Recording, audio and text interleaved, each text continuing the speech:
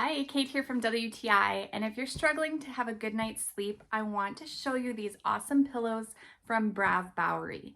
Now these are memory foam pillows.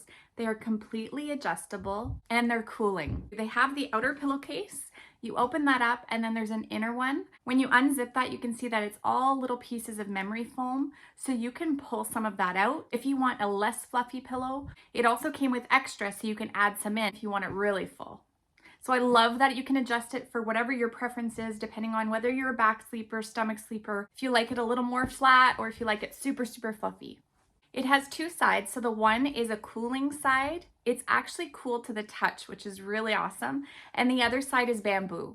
Now I wanted to put this theory of a cooling pillow to the test, and so I did. I actually have a heat reader. I compared the cooling side of the pillow to a regular feathered pillow, and there actually was a few degrees of difference. So that was really, really interesting, I found.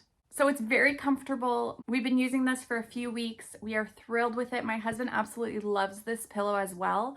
So we highly recommend it. I also love how full they are. This is the king size, so they look great on my bed. It fills it out really nicely.